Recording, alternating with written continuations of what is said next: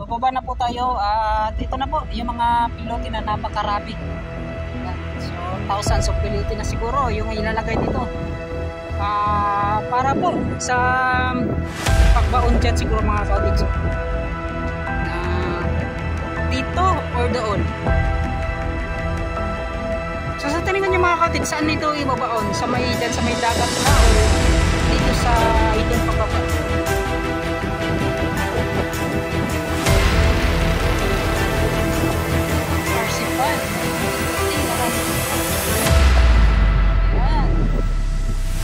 Marami na pala.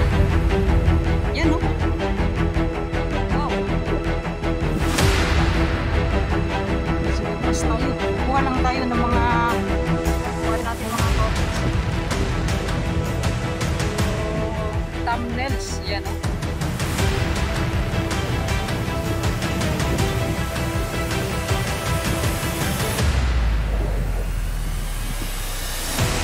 Oh, yan. Ano lang. Simple lang mga topics.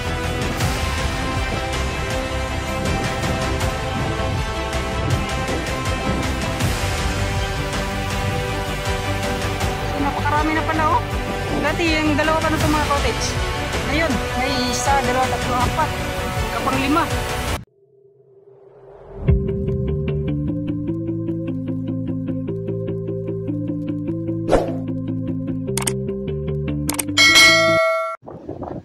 What's up mga cottage? Magandang hapon muli sa atin lahat. So yan, dito pa rin tayo sa Ginagang Davao Coastal sa may Boulevard area. At sa may itong na-update natin kanina, yung sa unang part sa may Ruas, Rotonda. So mga cottage, babaybayin naman natin doon sa dulo. Ano na bang nangyari sa ginagawang Davao River Bridge? At kung may pagbabago na bang nakikita natin. So titingnan natin ano na po yung mga meron doon, kung andyan pa ba yung mga pilote or may mga may mga heavy equipments na ba na inilagay doon. So yun, samahan nyo ako, let's go. So yun, at magtuloy-tuloy na tayo sa ating pag-update. Kita naman ninyo mga cottage yung sama po ng panahon. Diyan mga cottage, inulit ko, sa gitna yan, okay talaga yan. Wala masyadong mga alon. Pagpunta talaga dito sa baybayin na, bigla yang bumulusok at tawag niyan, baga mo bustak lagkalit ba. So yan. So dito sa Boulevard din mga cottage, napakaganda talaga ng pagkapilo. Wala akong masabi yan. So this is from Mac Builders Company. So ito po sila po ay yung nagpa-file ng ganito kagandang pagkalagay po ng expanse or jackstones. Iga siya to from Mac Builders Company. So may ganito din silang mga nakikita natin. Dalawang harang na kanilang ginawa. Yan. So yan mga cottage. So dati mga cottage, yung harang talaga na to ay mataas yan dati yan hanggang doon. So kinuha po nila yung bato na nakalagay doon. So yung kalahati inilagay nila dito. So yung kalahati ginawa nila na parang L. Yung harang na rin para sa mga mangingisda, yung para sa mga bangka. Hoy. So dito naman banda mga cottage, nilagyan din nila ng tawag nito, yung papasok po ng mga bangka. Yan, sa tingin ko parang masikip lang, no? Yan. Kapag malaki po yung alon, parang mahirapan ka talaga makapasok mga cottage. Kasi paliko kasi siya. Hindi katulad ng parang padiretso siya mga cottage. Okay lang, pero pag ganun, yan, nakadepende na yan sa operator ng baga mga cottage kung paano niya didiskartihan, makapasok lang dito. So ito mga cottage, inuulit ko itong area na to, kulang dito is kulay. Matagal na daw itong natapos kung hindi lang po nila parang yung pagkulay nila kanila munang hindi po muna nila kinulayan, parang ganon. Yun nga po, sa inulit ko, pagkatapos ng rotonda na yan, doon na po yan nila umpisahan yung pagkulay. Yan. So sabi ng nagtatrabaho dito, tapos na daw to, kung hindi lang po ipagsabay yung pagkulay doon sa rotonda. Yan. So matagal na po daw nila itong kinulayan. So yun nga po, ay kung pag kinulayan nila, ay ganun pa rin po, mag-fade po yung kulay. So yan, mas mabuting hintayin na lang matapos yung rotonda. So sa mga nagtataka kung bakit wala na pong mga kulay yung mga dito sa gilid, sa mga railings, i-retouch pa yan mga kautis, papagandahin pa yan. So dyan sa kabila, papagandahin pa rin yan.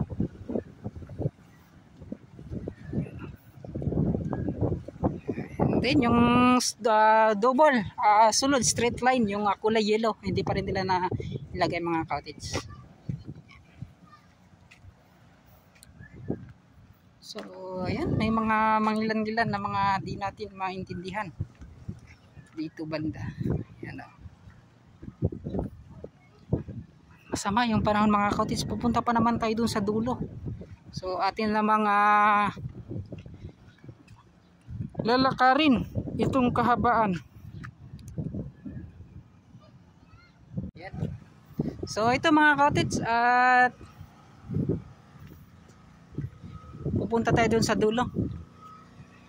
Sir, ito ko dito Salamat. Yan. So si watchman na nagbabantay dito. Yan mga kaudits. At may ginawa pala silang dyan rail guard. So maganda mga kaudits, may rail guard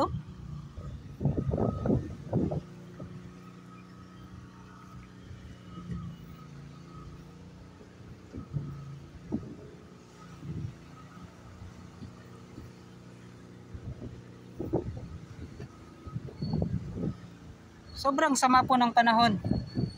Biglaan lang po. Sana hindi tayo abutan kahit sa pag-uwi mga kautits. So yung mga kautits, hantay lang po natin dito. May nagbike kasi sa loob mga kautits. So arkilahin natin yan. Kaya sa bata dito mga kautits. So mag-arkila tayo ng bike papunta dito para madali lang mga kautits. Kasi yung pupuntahan natin doon sa dulo ng nakabike. So itong bata. So binigyan natin ng 20. Pinarkila natin ng 20 mga kaudits. Saglit lang din naman. Mga ilang minuto lang. So parang padali. So antayin lang natin yung bike na yun. So dito naman sa ilalim itong ginagawang so ito rin yung pinakaunang minor bridge na natapos. Yan. Kasabay nitong package na to. Itong package 24. Yan mga kaudits. Dito sa may Bukana na to barangay 76-A. Yan. So ganyan po kalaking ginhawa ng mga may isda dito sa barangay 76. Yan. At napakahaba po ng tawag nito, yung daungan po or paglagyan po ng kanilang mga pangisdaan o itong bangka or bambot.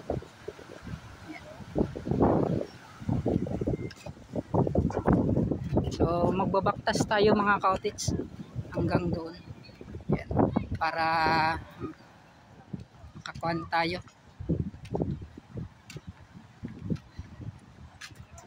Yan. Para makahiram na tayo ng bike na yun. So pasasakayin natin yung bata mga kautits sa likod para naman hindi mag-isip baka yan.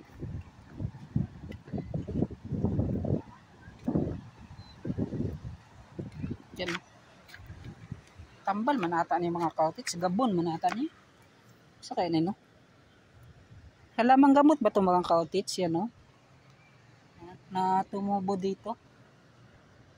Parang halamang gamot na. Yan.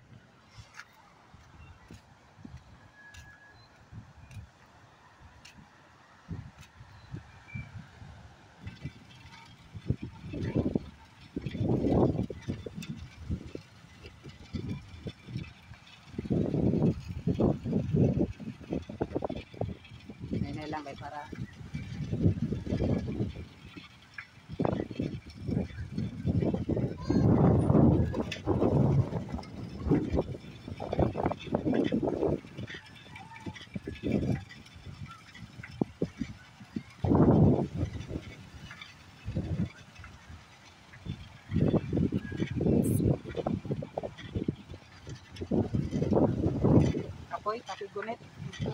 Tira. Okay.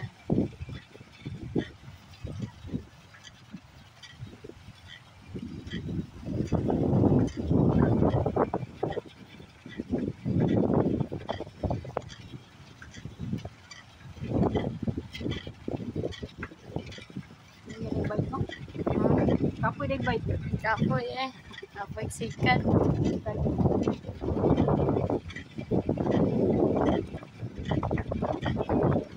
Lahat siguro na. Ha? Naman.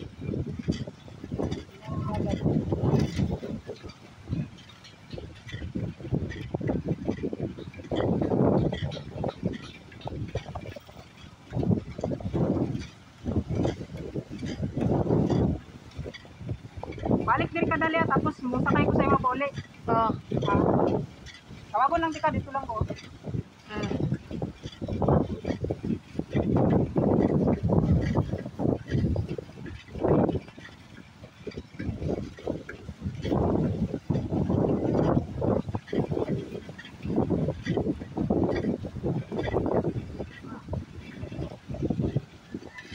Asa di kagikan niya?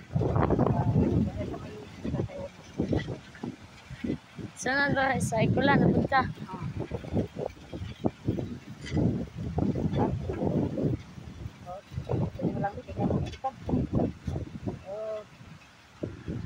Tawagon ti ka dira ha. Ito tama ko ana nimo. Damat. Taw dira ko mo tawag ko sa mga padulong dira ha. Makita man ko nimo na dira. Musakay ko para makauli ko dito ha. Okay, salamat. Balik diri ha. Tawagon lang ti ka. Ha. Kuya ay. So, yun mga kautits. Hiningal akong magbike. Hi. O, yun mga kautits at andito na nga. Nangarkira tayo ng bike. Parang mahirapan tayo makaangat dito kaya doon na lang ako. You know? Nahirapan akong umangat. Kaya dito lang tayo.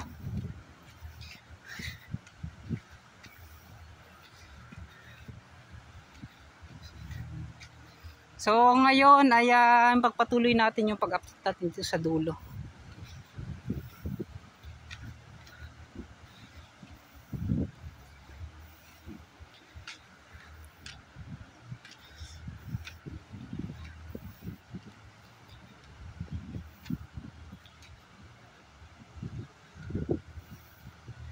So ito ay yung minor bridge na natapos din dito sa dulo.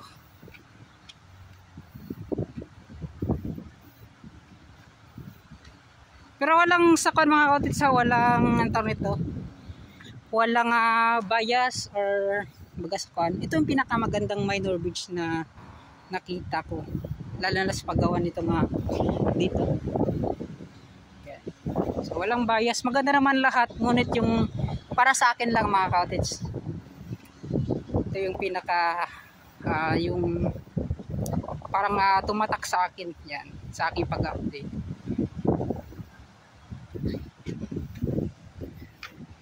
Napakasulit.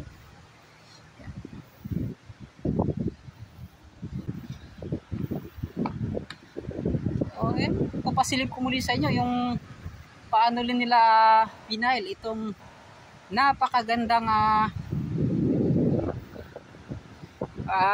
paglagay ng jackstone, itong X-pads ito sa dulo. So mega shoutout pala kay Sir Jimboy at kay Boss John from Weighing Company. So ito mga cottage dito sa dulo to is Pakis 22 at 23 from Weighing Company na to. Ito mga makikita natin. Yan.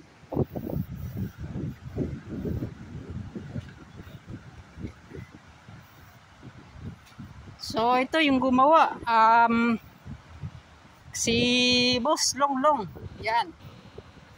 Napakaganda rin gumawa ng mga cottage from Maragusan. Lahat mo ng mga rail guard, si Boss Longlong yan dito sa Maya Bukana. itong package 2023. At yung mga kasamahan niya mga ka-outage, so siyempre hindi naman natin yan dapat ikuan lang yung isa.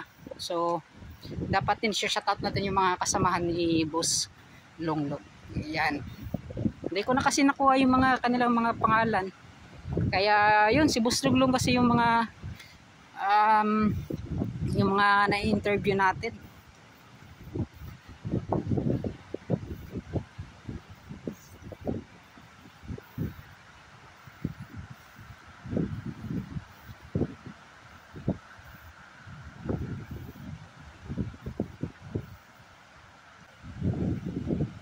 So yun mga ka-outage, so makikita ninyo sa unahan may isa pang pagpapile or paglagay ng mga piloto doon sa dulo. Yan. At saka dito naman yung sa una nating pag-update, so ito talaga yung naipakita natin nung pumunta tayo dito sa Bukana at sa dulo nitong Davao River.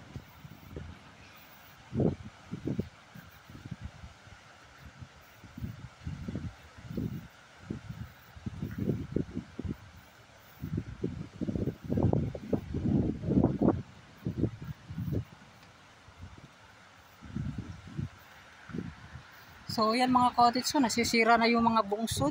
Kawawang kawawa talaga kapag ating habagat.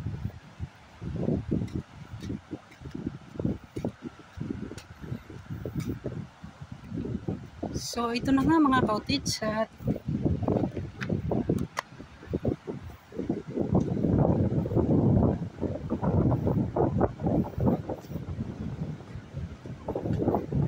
Parsifal or itong pilote na nandito. Yan. So napakarami na pala. Yan no. Wow. So atras tayo. Kuha lang tayo ng mga pan natin mga ka-outage. Yung thumbnails. Yan no.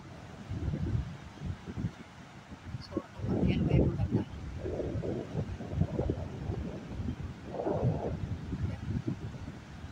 So yan. So ganun lang. Simple lang mga ka-outage.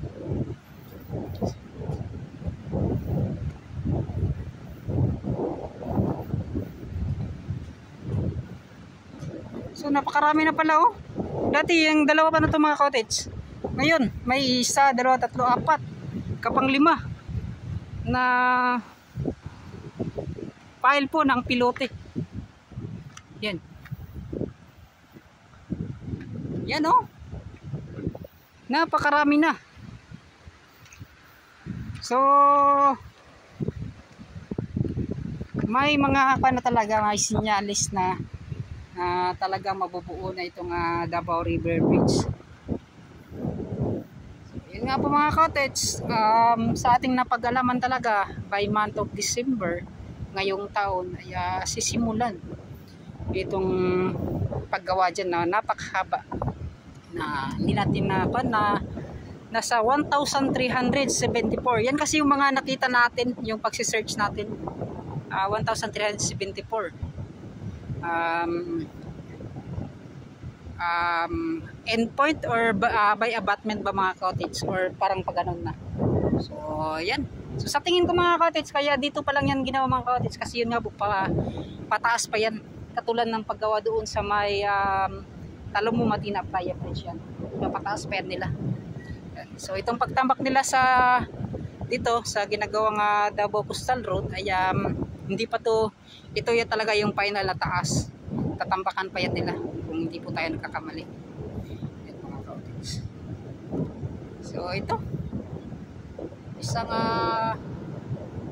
magandang balita to mga ka-outage na ating nakuha ngayong araw. At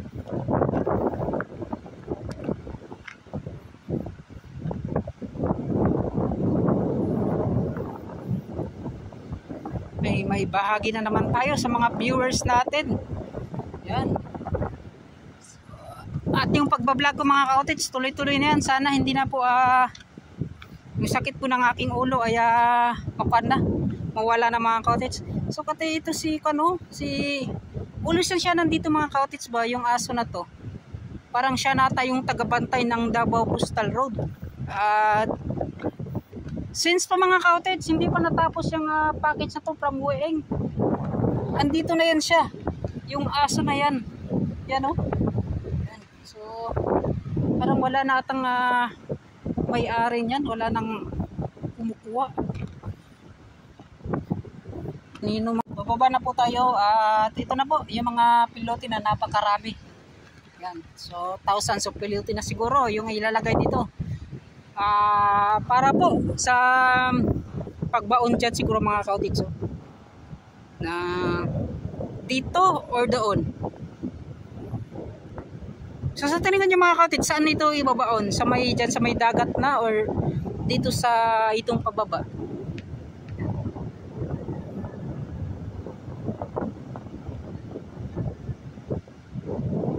Or itong pilote na to para sa paggawa ng pundasyon pala, tama no? So sa tingin ko pundasyon para sa pusti pala to.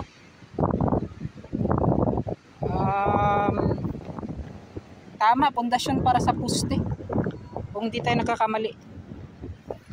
Ayan. So sana ganun yung tama yung mga napagsabi natin. Yan o.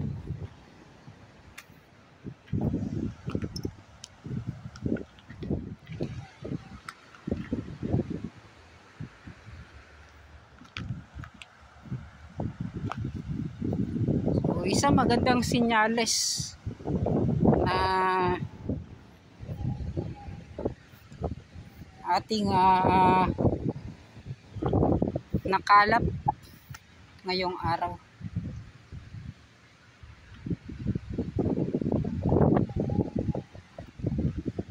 Kumukuha lang talaga ako ng thumbnails mga cottage ha. Karoon dyan mga cottage. Yan. So yun, tuloy-tuloy tayo dito sa dulo ng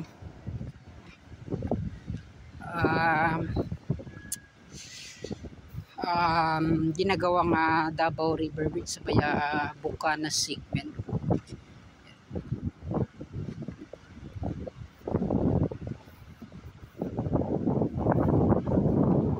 Yan. So pansin nyo kung ilang inches or feet po yung binaba nitong lupa yan mga cottage. So parang dito ata yung lupay na yan eh, itong original na tinambak talaga. So ngayon yan nasa baba na, parang nasa isang 1 foot yung ibinaba.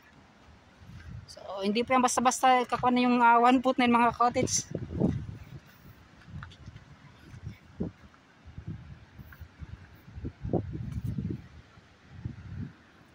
So maganda rin para sa akin. Kahit hindi pa ginawa itong Davao River Bridge. Yan. Yun sa Samal Island pala mga cottage, nag-text sa akin si Sir Roel P kung ano daw ang balita, kung sasama daw ako sa kanya papunta doon sa pag-update ng Samal Island Davao City Connector Bridge. So titingnan natin Sir Roel P, mega shoutout pala sa iyo. Kay SG Vlogger, mega shoutout din. Kay Denature's Adventure, mega shoutout. Nagkita pala kami nung isang araw po ng linggo, yung Kadayawan. Yan, mega shoutout kay Sir Denature's Adventure. Yan, napaka-humble na tao. So halos lahat, parang hindi ko na nakita si Kuya Dayo. Ewan ko. Parang dati piniem ko yun si Kuya Dayo eh, hindi nag-reply. Yan, mega shoutout.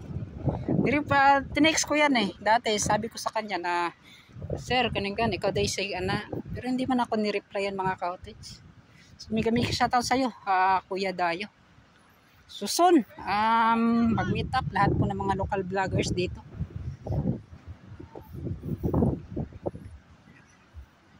At si Bonsai Adventure na bago lang dito mga cottage, na nag-update sa Davao Coastal at Infrastructure Project. Mega shoutout.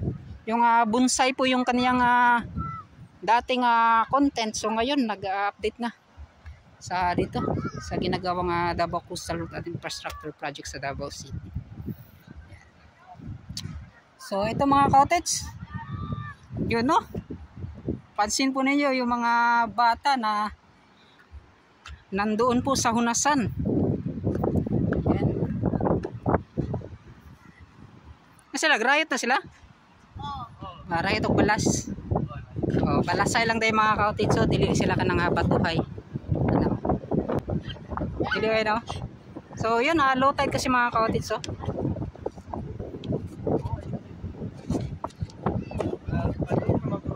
taob no. So yun, cottage. So ganun po kalayo mga cottage, mahigit po 1 kilometro yung gagawing what ito, bridge, Davao River Bridge. So ito yung update natin sa ginagawang Davao Coastal Road. So ito mga cottage, yung nakuha talaga nating update, yung pilote na yan na nadagdagan po. So sa tingin ko para pa yan sa pundasyon, sa poste na gagawin, hindi po yan parang dito mga cottage. So di natin alam kung lalagyan pa rin ba ng pilote dito. Yan basta sa pagkakalam ko talaga pag may mga poste, lalagyan talaga yan ng mga pilote. Yan, katulad din doon sa may dito, sa ginagawang flyover dyan sa may Santa Ana Wharf. So hintayin na lang natin mga cottage, at least may mga pagbabago, hindi man nila tinampakan or ano dito. Importante yan yung pilote na yan, sa mga dahilan na dapat matuwa kayo mga cottage, kasi yun nga po ay marami kasing mga nagtatanong talaga ano nang mga nangyari dito. So antay-antay na lang by December. Marami kasing mga ulat dati mga cottage na pinagsasabi ko na failed talaga. Dati sabi ko by the first the year, yan kalahati hanggang sa umabot na ng December. So sana December tuloy na talaga mga cottage para tama talaga yung mga update natin. So yun, at hanggang dito na lang mga cottage, magpapaalam na ako. So andyan na yung sundo ko mga cottage, yung bike na yan, sasakyan natin yan hanggang sa pag-uwi. Yan, so sumakay kasi ako kanina, inarkilahan natin yan ng 20 pesos mga cottage. Yan, so maganda, bumalik siya mga cottage. Yan so maraming salamat. At ito, napasilat naman natin yung ano yung meron sa dulo nitong Bukana segment at yung gagawing Davao River Bridge. So maraming salamat pala sa lahat ng mga solid supporters natin, solid viewers, solid subscribers, sa mga sulok ng mundo, sa mga FWs natin dyan. Mega shoutout, at hanggang dito na lang. So ito na yung sundo natin, yung bike na nakilan natin at yung pilote na nakita natin mga kawins. Papalam na ako. Yan, at bye-bye na.